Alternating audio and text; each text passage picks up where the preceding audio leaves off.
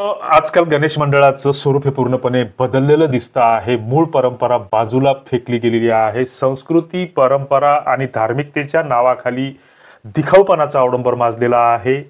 मग त्यातून आपल्याला धार्मिकता दाखवायची असते, आपली श्रद्धा निर्माण करायची असते, की त्यातून एक प्रकारचं ओंगळवाणं प्रदर्शन मांडायचं असतं. असं हे काहीसं आपल्या संस्कृतीचं, परंपरेचं, आपल्यातील धार्मिकतेचं स्वरूप झालेलं आहे, बदललेलं आहे.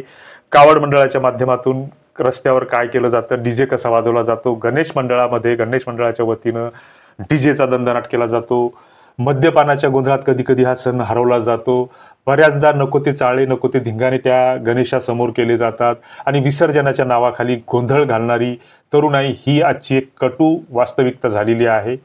परंतु थांबा, रिसोड तालुक्यातील मोप गावातील वाशिम जिल्ह्यातील कुमारेश्वर गणेश मंडळाने या स्वरूपाला ठामपणानं फाटा दिलेला आहे.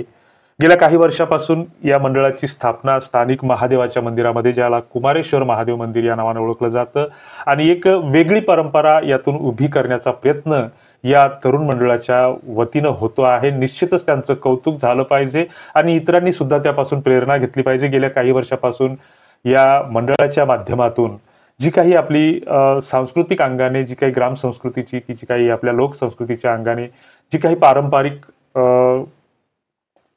कार्यक्रम आहेत, तर ते कार्यक्रम घेण्याची प्रथा या मंडळाच्या माध्यमातून केली जात आहे. मग कीर्तन ही महाराष्ट्राची एक समृद्ध अशी परंपरा आहे. त्यातच एक नागनाथाची बारी म्हणून एक आपल्याकडे पारंपरिक किंवा सांप्रदायिक म्हणून एक भजनाचा प्रकार आहे, ज्याच्यामध्ये सापाची किंवा नागाची भजन म्हटलं जातं.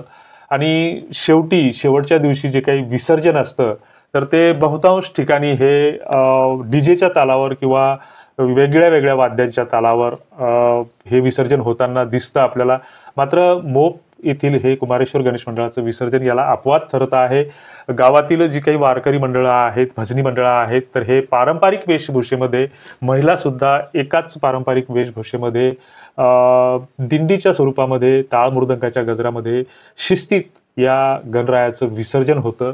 हा सण म्हणजे केवळ देखावा नाही, तर ही आपली एक संस्कृती आहे, परंपरा आहे आणि या सगळ्यांचा तो एक आध्यात्मिक संगम आहे. आणि हे या मंडळाच्या माध्यमातून सिद्ध करून दाखवलं जात आहे की आज ज्या पद्धतीने कुमारेश्वर गणेश मंडळांना आदर्श घालून दिलेला आहे, तर तो प्रत्येक गणेश मंडळानं घेतला पाहिजे आणि परंपरेचं जे काही खरं स्वरूप आहे ते पुढच्या पिढीपर्यंत पोहोचलं पाहिजे.